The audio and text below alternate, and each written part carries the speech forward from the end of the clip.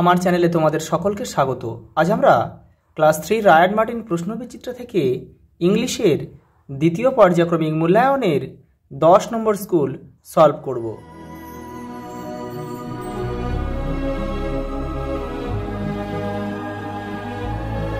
দেখো 10 নম্বর স্কুল তথা last school কিন্তু এটা।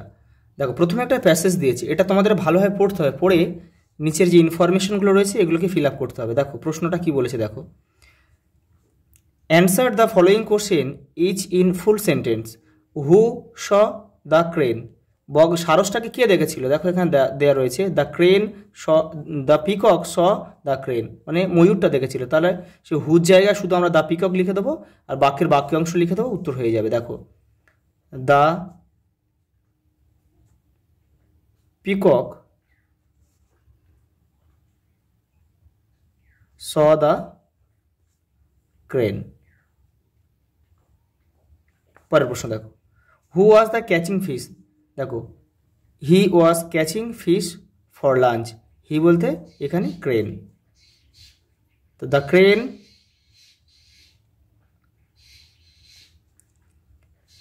Catching fish was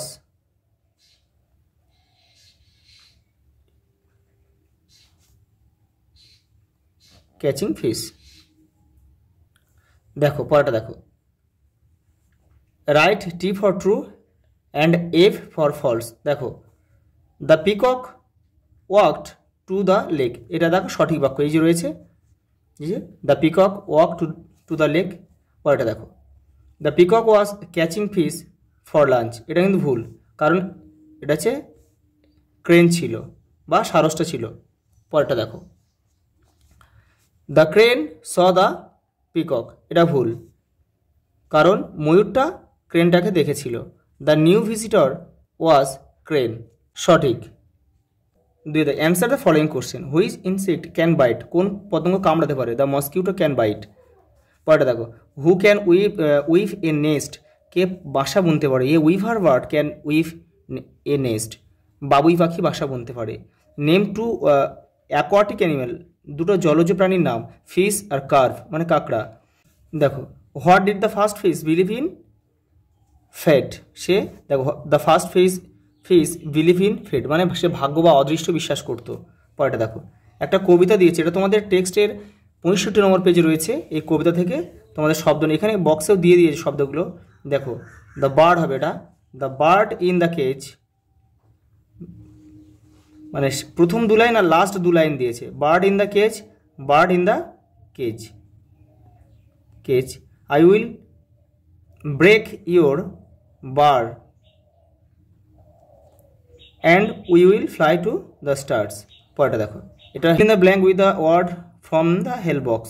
the crane taught him a good lesson, তাকে একটা ভালো শিক্ষা দিয়েছিল। দেখো ইন উইন্টার উই ইউজে, আমরা শীতের সময় আমরা কী ব্যবহার করি? থিঙ্ক ব্ল্যাঙ্কেট, মোটা ব্ল্যাঙ্কেট ব্যবহার করি, যেটা আমরা গায়ে দেওয়া হয় চাদরের মতো। দেখো এ রিভার ইজ এ সোর্স, উৎস, সোর্স অফ ওয়াটার, জলের উৎস, নদী হচ্ছে জলের উৎস। এ কার্ভ, কাঁকড়াদের কী থাকে? দেখো পিনসেস মানে দাঁড়, যেটাকে চিমটা বা সাঁড়াশিও বলা হয়, উইথ ইটস পিনচার্স। দেখো 5 দাগের জাম্বেল ওয়ার্ড দিয়েছে, এটা হবে পন্ড হবে, এটা হবে ওয়াশ হতে পারে, এটা স হতে পারে। এ দেখো টেবিল TABLE, এটা হবে ফ্রেন্ড, এটা হবে অ্যানিম্যাল ANIMAL। পরেরটা দেখো, এটা হবে প্রাউড হবে। পরেরটা দেখো, arrange the words in alphabetical order. এই চারটে শব্দগুলিকে তোমাদের সাজাতে হবে ইংরেজি বর্ণমালা অনুসারে। ইংরেজি বর্ণমালাতে দেখো এখানে যে 4টে শব্দের মধ্যে আগে আছে, তাহলে কি এনটা আমরা আগে লিখব। তারপর কি আছে এর পরে? দেখো এখানে যে আছে এমটাকে আগে লিখব, মানে music.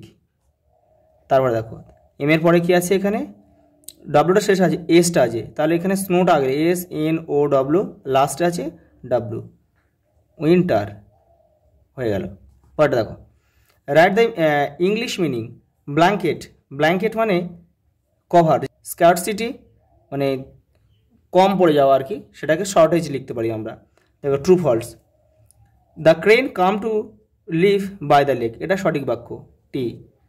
The peacock was sorry for this beauty, এটা ভুল।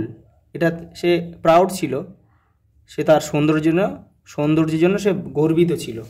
দেখো the first fish believe in fate, এটা ঠিক আছে। সে ভাগ্য কিংবা অদৃষ্ট বিশ্বাস করতো। A vulture can not fly, সে উঠতে পারে না very high in the sky, এটা কিন্তু ফলস, কারণ শকুনটা কিন্তু উপরে, অনেক উপরে আকাশে ওড়ে। Write the opposite word. দেখো ক্লিন পরিষ্কার, ডার্টি নোংরা, ক্লোজ বন্ধ, ওপেন খোলা। দেখো ডিফারেন্ট মানে আলাদা, সেম মানে একই, ডেড মানে মৃত, অ্যালিভ মানে জীবিত।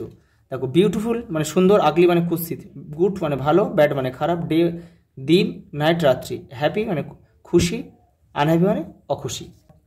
হু am I?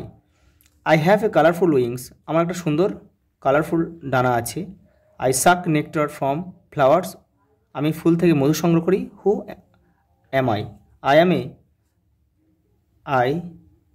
Am a butterfly, BUTTERFLY, butterfly. পরে দেখো I work very hard, I store food for the future, আমি ভবিষ্যতের জন্য খাবার সঞ্চয় করে রাখি। আমি কি? Who am I? I am an ant, পিঁপড়ে। দেখো ম্যাচ দিয়েছে, দেখো বার্ড সাউন্ড, স্প্যারো সাউন্ড হচ্ছে চিপ, এখানে এ লিখবো। পিজনের সাউন্ড হচ্ছে কু, এখানে বি লিখবো। আর ডাক হচ্ছে কোয়াক, আর রবিন হচ্ছে tweet. Write the Bengali meanings. Lake মানে হ্রদ, ক্লাউড মানে মেঘ, ফার্মার মানে কৃষক, মাদার মানে মা। পরেটা দেখো write the past form of the following word. দেখো কাটের পাস্ট ফর্ম কাটই হবে। গো ওয়েন্ট। পরেটা দেখো write a paragraph the fish or the wasp, একটা বলতা অথবা মাছ নিয়ে একটা তোমাদের প্যারাগ্রাফ লিখতে হবে। আমি এখানে মাছ নিয়ে লিখে দিয়েছি। দেখো the fish is an aquatic animal, it only live under water, it breathes in water with his gills, fishes can swim very fast under the water with its tail। আজ এই পর্যন্ত, দেখা হবে পরের ভিডিওতে।